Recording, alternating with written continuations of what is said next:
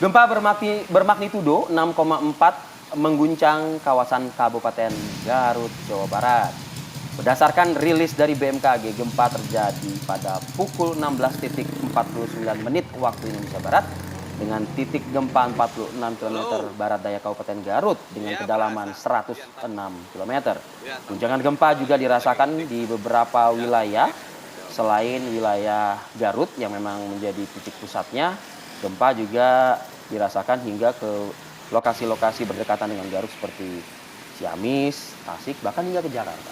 Ya, informasi memang dirasakan hingga ke Jakarta. Tapi kalau kita melihat dari segi dampak ya, begitu ya, gempa bumi berkekuatan 6,4 magnitudo yang berpusat di Garut, Jawa Barat ini dirasakan di sejumlah wilayah. Bahkan kemudian kalau kita beralih ke informasi lainnya ini, warga yang berada di pusat pertokoan Jalan HS Mustafa, Kota Tasikmalaya, Jawa Barat, juga merasakan getaran gempa bumi berkekuatan 6,4 magnitudo yang berpusat di Garut, Jawa Barat. Ya, seperti ini ya, kurang lebih gambaran detik-detik gempa yang dirasakan juga oleh sejumlah masyarakat dalam aktivitasnya. Ini di Tasikmalaya. Di Tasikmalaya, Jawa Barat. Ya, karena getaran gempa dirasakan cukup kencang bahkan sehingga warga yang berada di pusat pertokoan tersebut kemudian harus berhamburan keluar, ini dia, menjauhi bangunan-bangunan tinggi dan menyelamatkan diri. Menurut salah seorang warga, saat gempa melanda memang ia langsung menyelamatkan diri, Vi, karena trauma dengan gempa yang sempat terjadi di Cianjur beberapa waktu lalu yang dampak kerusakannya cukup parah karena gempanya cukup dangkal. Jadi warga Tasikmalaya sebenarnya was-was juga kemarin karena dikhawatirkan dengan adanya gempa susulan. Jakarta juga kabarnya juga ikut merasakan yang guncangan yang cukup kuat. Ayah pada saat kejadian sedang tidak merasakan sejujurnya. Tidak merasakan. Saya waktu gempa saya di rumah. Saya di rumah tapi sempat merasakan, Vi? Jujur sih kalau merasakan sih tidak secara langsung, tapi rame tuh handphone kan langsung. Iya Kan pada nanya gempa ya begitu. Nah, disitulah mungkin pada saat itu saya langsung menyadari bahwa oh iya baru saja terjadi gempa begitu. Nah, oke. Kita coba pantau bagaimana Garut ya dan juga wilayah sekitar. Ini ada kontributor kami di dua wilayah tersebut. Pertama, coba kita sapa ada Taufik Hidayah di Garut, Jawa Barat. Taufik, informasi pagi ini dari Anda, Taufik. Baik, informasi pagi ini yang terbaru atau update data yang terbaru terdampak gempa yang terjadi pada Sabtu sore kemarin yang sudah dimutakhirkan oleh BMKG yang tadinya magnitudo 6,4 menjadi magnitudo 6,1. Untuk itu bisa saya sampaikan bahwa tadinya pagi ini yang akan menjadi narasumber bagi pemirsa TV One yaitu Kepala Pelaksana BPBD Garut, namun ada tugas dadakan yang harus dia lakukan yaitu harus memantau langsung ke lokasi terdampak yang berada di Kecamatan Pakenjing. Informasi dari Kepala Pelaksana BPBD Garut, Satria Budi, yang menyampaikan sebelum meninggalkan wilayah perkotaan tadi, menyampaikan bahwa ada 11 rumah yang terdampak di Kecamatan Pakenjing. Yang tadinya memang ada 5 rumah di beberapa wilayah kecamatan yang ada di Kabupaten Garut. Dengan adanya tambahan 11 rumah ini, Kepala BPBD Kabupaten Garut menyampaikan bahwa memang untuk volume kerusakan gempa ini, yang 11 rumah ini itu disebutkan yaitu mengalami kerusakan ringan, hanya bagian dinding yang mengalami kerusakan, adapun ada satu sekolah ya yang mengalami ambruk, tapi hanya bagian dapurnya saja, bukan sekolahnya, artinya hanya bagian dapur sekolahnya saja yang ambruk. Selain BPBD yang langsung memantau ke lokasi yang terbaru, yaitu Bupati Garut Rudi Gunawan juga sedang meluncur ke lokasi yang sama, dan beberapa pejabat yang lain juga disebar ke beberapa wilayah seperti di Kecamatan Selawi ada yang terdampak, bahkan di Kecamatan Selawi ada korban 1 ibu dan 1 anak korban luka ya. Untuk sang ibu dirawat di puskesmas dan sang anak sudah pulang semalam. Selain di Kecamatan Selawi, juga di Kecamatan Cikelet dilaporkan 1 rumah mengalami keretakan di bagian lantai. Kemudian di Kecamatan Talegong mengalami terdampak juga sama. Yang di Kecamatan Talegong ini bahkan rumahnya milik kepala desa informasinya yang mengalami kerusakan dengan volume ringan. Seperti itu. Dan bisa saya sampaikan juga hingga pagi ini masih banyak informasi yang menyesatkan, yaitu beredarnya video-video yang memang bukan dampak gempa di Garut ya.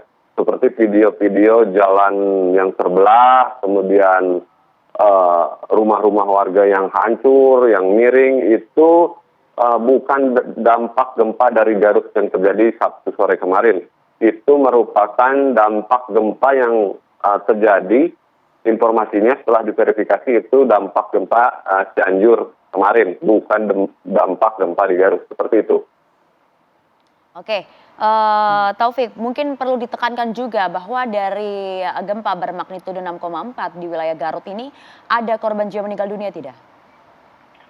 Baik, bisa disampaikan untuk korban jiwa dinyatakan tidak ada, namun satu korban luka sendiri informasinya sudah bisa pulang pagi ini atas nama Iin, Ibu Iin sudah bisa pulang, itu mengalami luka di bagian kepala, itu ia dijahit karena memang tertimpa reruntuhan plafon dan genting saat gempa terjadi.